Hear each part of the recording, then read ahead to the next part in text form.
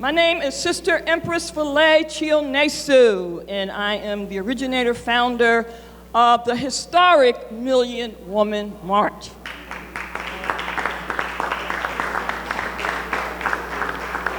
Now, while some might think there's not been much going on with MWM over the years, certainly some of you know that there surely was a continuation for over 2 decades of ongoing, and now listen to this word carefully, independent self-determination modes of operations. That means we don't seek or get grants or corporate sponsoring intentionally because we never want our position compromised or confused.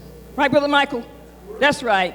So we learn from our teachers, such as the Honorable Elijah Muhammad, Madam C.J. Walker, definitely the Honorable Marcus Garvey, and others. And we uphold those legacies and that history. So we intentionally ignored and pushed to the side lots of money that came our way to have us to sell out like some did. Nevertheless, here we are. And on October 25th of this year, we prepare for our 30-year anniversary. So you all can start getting involved now. But this year, we'll kick off our first annual National Black Women's History, Heritage, and Legacy Appreciation Day on October 25th. And we will begin saluting black women in Philly and in the tri-state area, but ultimately we're taking it to other cities so that they can do the same thing. Our young sister that just gave us that beautiful praise dance is a student at one of the oldest black dance companies in the U.S. It's called Philadelphia. And we will be paying tribute to the great Joan Myers Brown on October 25th for Philadelphia, along with Vanoka Michaels, who was the owner of the first grand boxing facility, the Blue Horizon. So we're going to do a walk and a procession on October 25th, starting at Front, and I think it's Delaware. You know where they used to sell us at initially? We're going to assemble there, Front Street, and walk down Market Street, holding signs of black women who have achieved things in this country, but also the ones right here in Philadelphia. The survivors, the educators, the professionals, all of them, no matter what walks of life they come from. So this program today is a part of many other programs. We are so thankful for this facility allowing us to be here.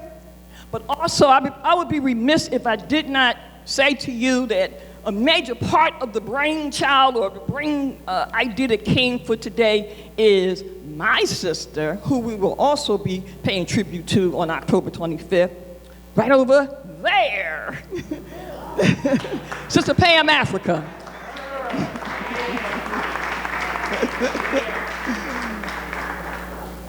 It is so important that we celebrate the women amongst us. For whatever reason, that has been pushed to the side, kicked to the side. Today we sent something out to folk to remind them about people like Shirley Scott.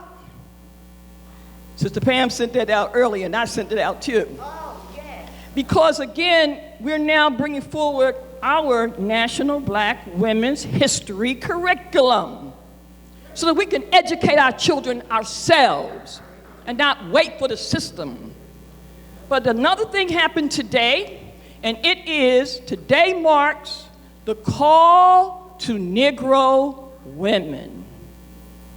Now, I know that might sound a little archaic, but it happened in 1951.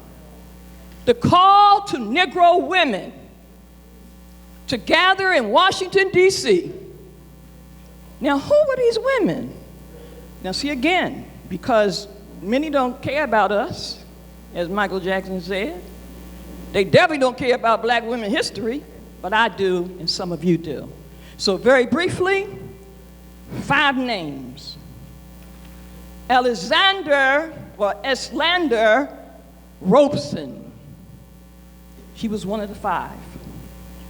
The call to Negro women to come together, stand together, to speak out against the lynching of black men, the rape of black women, primarily by white males, and also the various types of violence and abuse of black women. These 5 women and a few others came together and made that call on this day, 1951. Now, who else? Has anybody heard the name Bea Richards? Bea Richards. Come on, y'all. Yes? You remember Sidney Poitier, though, don't you? Sure you do. But Bea Richards played his mother, and guess who's coming to dinner? Yes, how soon we forget. But in her own right, keep in mind she would never take a part, meaning as an actress, she would never take a role that was demeaning. Never. But she was also a poet. She was what they call it's a word for people in theater, I forget it, not just an actor, but there's another name, but she was, yes, thespian. And so she did a lot on stage. And she wrote something called A Black Woman Speaks in 1950. And she talked about white women in terms of the kinds of behaviors and other things. And then she brought it all together. But that inspired the 5 women that I'm talking about or have mentioned. So Google these people, please, because now you have all of this right at your convenience. 2 of the other women was the wife of William Patterson. And forgive me, her first name just escaped me. But for those who do not know who William Patterson is, if you ever heard or read something called We Charge Genocide, he wrote it. Along with Paul Robeson, they took a petition to the United Nations in 1951. So again, that was one of the other women. One other woman, Shirley Du Bois. You familiar with that name? She was one of the other women that made the call in 1951. And lastly, Audley Moore. Who is Audley Moore? How about Queen Mother Moore? She was one of the women. Again, the call to black women, or at that point in time, the call to Negro women. So now, we will today make that call to the universal black woman to stand with us as we proceed to continue the work and legacy of our ancestors. And with that said, it is my pleasure to introduce 2 people that I strongly believe are representing our ancestors. As with Dr. McIntosh, and by the way, I don't know if it was mentioned that he is retired now, but we are going to kind of redraft him for some things because we have a lot of mental illness in our communities, and we need help. We need serious help in whatever kind of way, consultation or what have you. And of course, his background is psychiatry. So again, we are here to begin to put things in place. Again, I want to get ready to bring up 2 people again coming in from New York who has represented what some of our ancestors have taught us. It's one thing to talk about the great this, and Malcolm said this, and Dr. King said that, but it's another thing when you take that stuff and then you put it into some practice and formation. That's different. Particularly when you're not looking for the enemy to give you some money for it. Anyway, Baba Charles and Inez Barron, Mama Inez Barron, are two examples of, in this day and age, could you please come and get your animal? Thank you. In this day and age, they are exemplary. They have stood firm, unconditionally, in principle, not personality, but in principle. And if you don't know the difference, give me a call and I'll help you to know what that is. And so, to have them here with us to rekindle and regenerate the spirit that we used to have here in Philadelphia. We're in the homeland neighborhood of the great David P. Richardson. This area is where Dave used to not only walk through, build through, work through, but did a whole lot of other things for us. And for those who don't remember, one of his famous phrases in his last public speech, he said, and I'm kind of paraphrasing, you can find it on Google, his last speech. He says, I'm a politician, I'm a representative, etc., but I'm a black man first.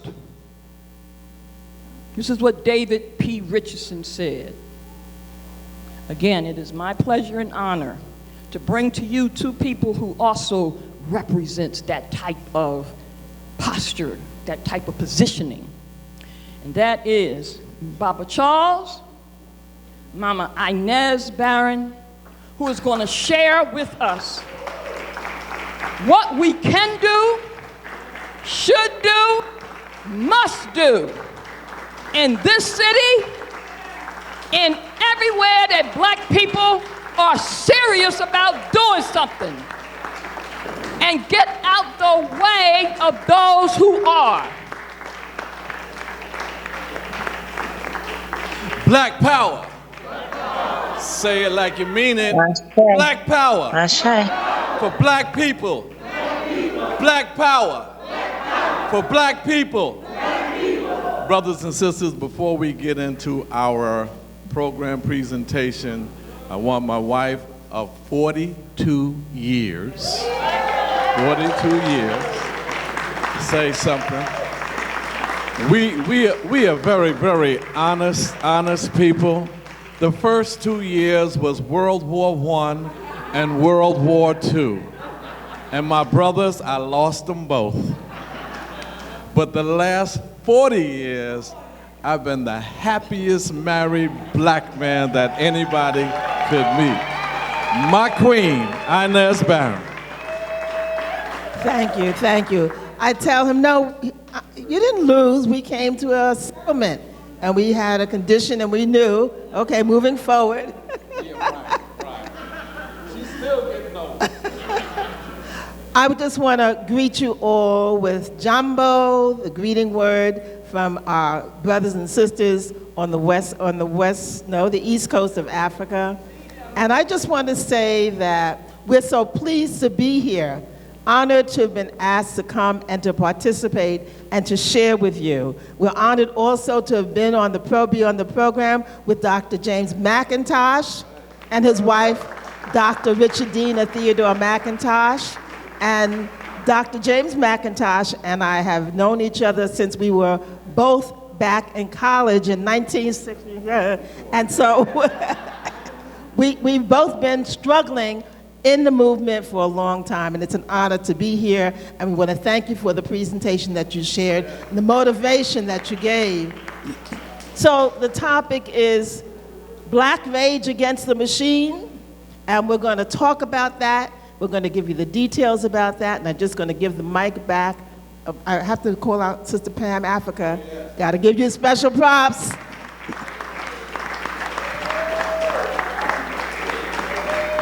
And all of those who helped to prepare this, and I want to thank you for the food. It was delicious. And giving it back to my husband, the bold, the outspoken, the indomitable, the one and only unbought and unbossed, Charles Barron. This is why I love her. This is why. Before we get into our topic, we have to pay honor an homage to our sister, Assata Shakur. So we need to take, y'all get on your feet and let's give our sister, Assata Shakur, a standing ovation for the life that she lived,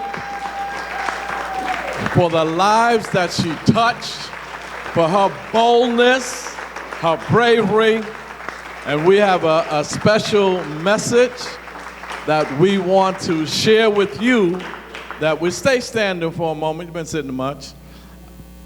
This is a special message that we had given to Sister Assata, so we want to see if we can get that to come up from ourselves and Operation Power. Sadness, learning of the transition of our beloved sister Assata Shakur. She had the indomitable spirit of an African warrior, the power of a courageous Black Panther, and the undying love for her people. Assata will never die. Her spirit will live on in eternity. We thank God that she didn't die in captivity in the imperialist pigs' cages. We are eternally grateful to the people of Cuba and El Comandante, the Honorable Fidel Castro, for providing asylum and a home for our beloved sister warrior. We will never give up. We will never surrender. Our victory is certain. Freedom or death. Rest in peace, my sister, for a job well done. Give it up for Charles Inez, Barron, and Operation Power. Say long live. Long live. Long live. Assata Shakur. Long live. Long live. Assata Shakur. We will not surrender. We will never give up. Freedom or death. Freedom or death. Free the land. Straight ahead, y'all. So we want to get into our presentation now, and what we want to emphasize on is the importance of having power. We had a great conversation beforehand. We should always know the difference between power and influence. When you have to march, demonstrate, scream, holler, threaten to get people with power to do something in your best interest, even if they do it, that's not power. That's influence. That's influence. When you have the power to not even have to demonstrate, to not even have to have a press conference, and get something done in the best interest of your people, that's power. We want to show you the power that we were able to get in New York City, in our beloved community of East New York. We want to show you, Inez is going to lay out how we beat the machine. We beat the black puppet, sellout, sycophant Negroes of the Democratic Party for 21 years. Black faces in high places doesn't mean black power. Even if they're the president, it doesn't mean black power. Because white power knows how to put black faces in high places, and you start celebrating because we have the first black this, the first black that, the first black here, the first black there, yet we still have the first highest poverty, the first and highest unemployment. How do you have a president, a black vice president in New York? We got a black mayor who's more blue than he is black because he's a cop. Everywhere we go, they are putting us in high places to make you think you're making progress. But don't be fooled by those motions. So in New York, we decided we would start an organization called Operation Power. People organizing and working for empowerment and respect. I said, you know what? They don't care whether you call them a sellout, a Negro, or this. They could care less.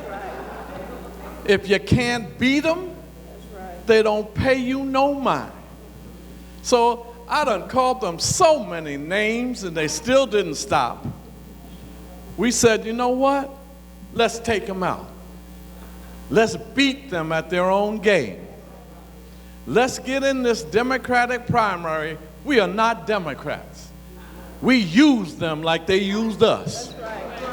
I know that 95% of the people in my beloved East New York district are Democrats. So if I were the one in there and say, we're going to have the Black Power Party, will you vote for me? They wouldn't even pay me no mind. So when we decided this is how we could beat them, let's get in this Democratic primary, let's win a city council seat and have nothing to do with the Democratic Party. Nothing to do with them. You know what they did? When they saw that we were getting down, and Inez is going to tell you how we won, when they saw us getting down, they said, these folk are going to win. They called us up. Brother Barron, we want to do a fundraiser for you. We can raise $10,000 tonight. Keep your money, don't want it. Brother Barron, we got some people who can get the petition signed for you so that you can make it to the ballot. Don't need you. Keep your people. We'll get our own petition signed. We didn't go to none of their meetings. So our biggest opponents wasn't no white folk. It was black sycophants. Y'all know what a sycophant is? A sycophant is one who sucks up to people in power, one who brown noses people in power, one who kisses parts of the anatomy of people in power they ought not be kissing for their personal aggrandizement and benefit, not for our collective liberation. They don't give a damn about you. It's only their own stuff. So we said, let's go against the sycophants. Got out there. You know how you beat the machine? You're not going to raise more money. You're not going to get more endorsements. Outwork them. You got to work hard.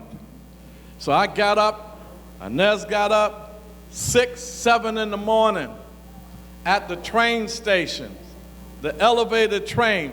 Inez is brilliant.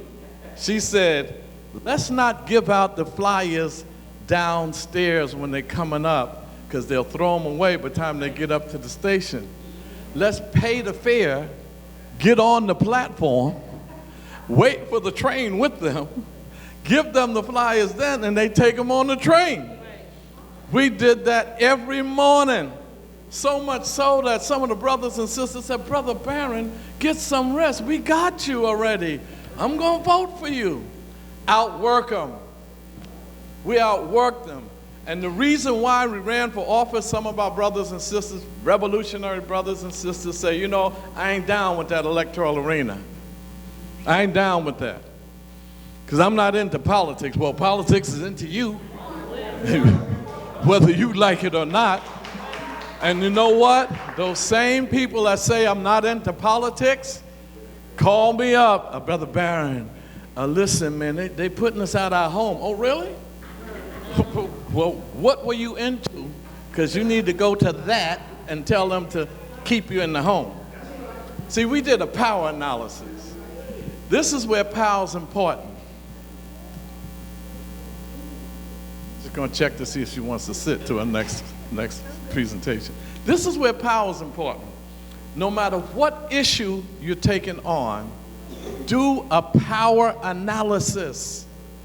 Who has the power for you to get what you want in that particular issue? So I said, we want to stop gentrification. How do you stop gentrification? Get some power. So what we did, we saw that the city council has the power to pass the mayor's budget, not the mayor. The mayor can't even pass his budget. He has to present it to the city council. The city council has the power over land use. Whatever's being built in your neighborhood, it is the city council that has to approve it. So whether it's a cop city or whether it's a gentrified housing project that you can't afford to move into because of the AMI, the area median income, that's how they gentrify you. If you vote for projects like your sellout Negro politicians do, they vote for projects that you can't afford to live in. They vote for projects where the rent is too high. They vote for projects where the income requirement is too high. So here you go, trying to get into those projects, and you don't make enough money. So what we told them in East New York, we're going to get that seat of power. And we got it. And it feels so good. Once you get some power, to have these rich white boys. Oh man, I got to tell you all this real quick. These rich white boys, developers, would come into my office. They knew I had the power. I don't wear a shirt and tie. I wear those collarless suits, you know, like the brothers in the East wear. So they told me, how come you don't wear a shirt and tie? I said, because I'm African, I'm not a European man. And they said, well, what country of Africa do you come from? I said, I don't know, you stole me, I'm still trying to figure that out. I'm still trying to figure that one out. But I ain't wearing no shirt and tie. They told me that the decorum for the state assembly is the men have to wear a shirt and tie. That's what they said. Well, just show you how the white man, he doesn't take this stuff lightly. You would think a shirt and tie, what's the big issue? I said, I ain't wearing one. Do you know the biggest issue on my first day was whether they're gonna let me sit in the chambers without a shirt and tie. All the media was out there. The speaker, he had a meeting with security. Like, what you gonna do with Barron? I said, make my day. I dare y'all to try to stop me from taking my seat that my people voted me in to sit in. I started walking toward my seat, the security was there. They got a call from the speaker, leave him alone. He is all right.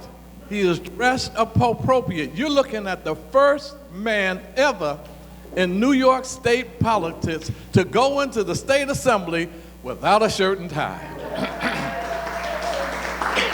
No ties around my neck and no ties to the system. So brothers and sisters, when we show you all the stuff that we accomplished, I'm telling you, Harlem is gentrified. Harlem is gentrified. They lost 14% of their population, had an increase of 400% in their white population. Y'all know about Bedford-Stuyvesant? Gentrified. They lost 16% of the black population, 600% gain in the white population. Now, y'all think Hakeem Jeffries is so powerful, so bad? Let me tell you about his district. Hakeem Jeffries and Letitia Sellout James, don't think they all that because they fighting Trump. Everybody looks good fighting Trump. But they supported a Zionist like Biden, but they're fighting Trump. Anybody can look good fighting Trump. That's easy. Their district, Hakeem and Letitia, they were in the 57th Assembly District and Council District in Brooklyn, New York. When they came into office, 72% of the district was black, 9% white. When they left, 32% black, 38% white. The whites outnumber them now. Y'all know about Washington, D.C.? Chocolate City? Now it's Marshmallow City. You know, so you know the deal. And y'all know about Atlanta. The black Mecca? Really? Check it out now. It's the black and white, whatever. It ain't the black Mecca.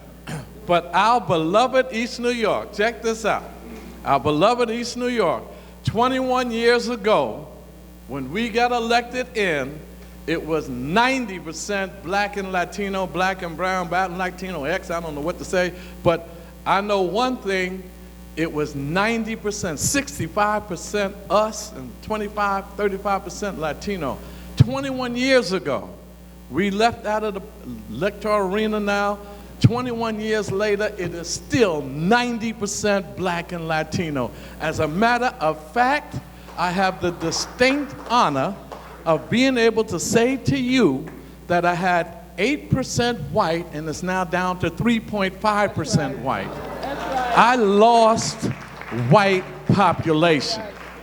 Somebody, you know, they can't stand for the black radical to be doing anything good.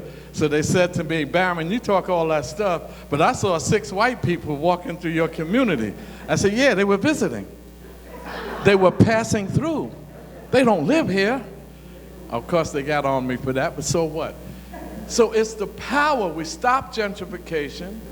We were able to get the New York State Assembly legislature to sign letters of support for Herman Bell, and he was released.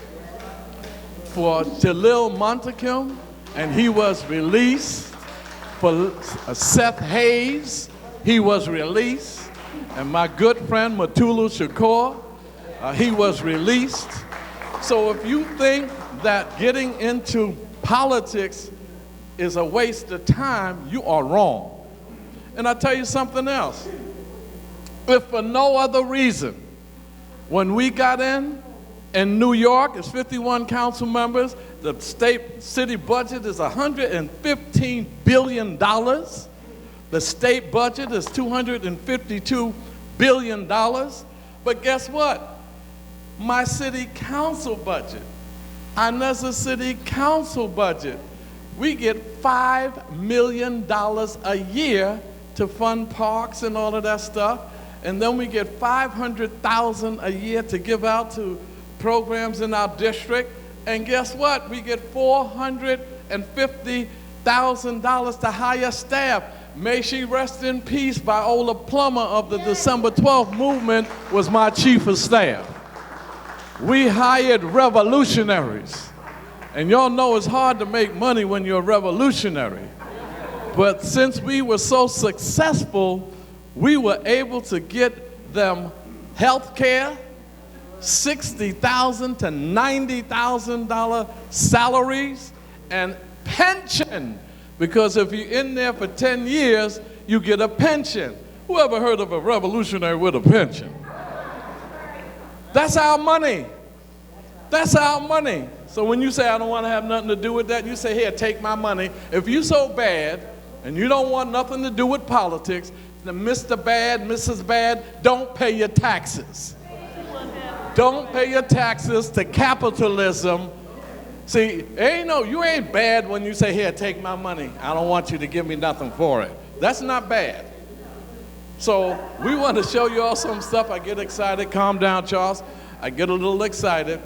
But I want to show you all a couple of things. How you should really stay strong. Everybody was afraid of Andrew Cuomo when he was governor. I want to show you what I did to him. This was my first meeting up in Albany. Don't play yet.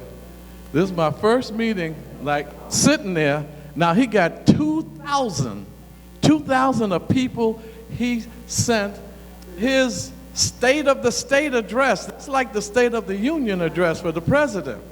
So I'm sitting there. I know those are all his people. And I said, Charles, I am very, very spiritual. I believe in God. I said, Lord, will you protect me what I'm about to do? You got to be with me on this one. I said, I'm going to jump up there and interrupt him. Now, I looked around and I said, he was on this big podium on the stage. I said, well, the state trooper is over here. There's another state trooper over there. But time they come to get me, I'll be finished. And I'll say, I'm getting out of here. So when I jumped up and did it, I didn't realize, I was talking to him, but all the cameras were behind me. So I said, I got to turn around. So I said, Governor, you're a hypocrite. Y'all know he's lying. You know it. So you're going to see this, and you can see how the whole thing. And then I said, I can't go back to my seat and listen to the rest of the speech. So I got to get out of there. Check it out.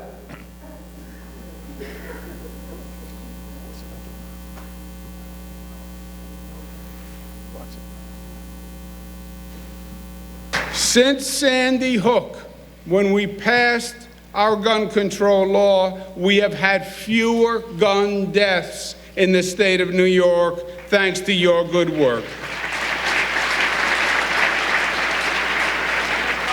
That is leadership. Fiscally responsible Democrats. That's okay. Okay, Assemblyman, let me finish and then you'll have your turn. Okay, everybody sees you and everybody heard you. Have a seat, Assemblyman. That's leadership. Fiscally responsible Democrats were brought. Okay, Assemblyman. All right, Assemblyman, sit down. All right. Everybody heard you. Everybody heard you, Assemblyman. Fiscally responsible Democrats, people said were impossible.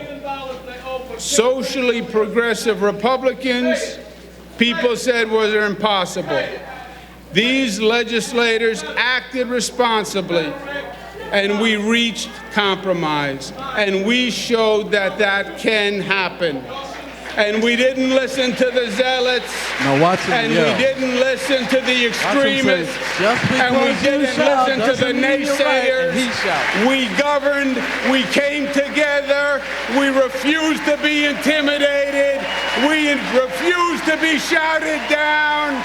We said we are New Yorkers first, and we're going to come together, and we're going to kick the extremists to the side, and we're taking this state forward on what's good for the state of New York. And just because you yell doesn't mean you're right. He's yelling. And just because you stand doesn't mean you're correct. Look, he's yelling. Contradicting himself. I wanted him to go off speech. See, the only thing I was afraid of, he should have ignored me. He should have kept talking and let them take me out. But I would have jumped on the stage if he ignored me. But once I got outside, every piece of media that was there. And they said, why did you do that? I said, because he's a hypocrite. He cut the money for the homeless. We had money, rent assistance for the homeless. He cut it. He refused to tax the rich. I got all my stuff. Campaign for fiscal equity. They owed us $6 billion for our children because of the racism in New York schools. The court said he had to pay $6 billion. He didn't want to pay that. Got all my issues off. So what I'm trying to say, if you're going to get in there, get down. Don't turn on us. Don't turn on us. And even if you are a so-called socialist, what happens after they get in, they forget all about, people become vulgar pragmatism, rugged individualism, and personal ambition. And then they say things like, they tried to tell me what the philosophy should be. No permanent enemies, no permanent friends, only permanent interest. That is a permanent sellout. Because anybody that runs that down is selling you out. If you don't want to be my permanent friend, get the hell out of my face. Because that means I can't trust you.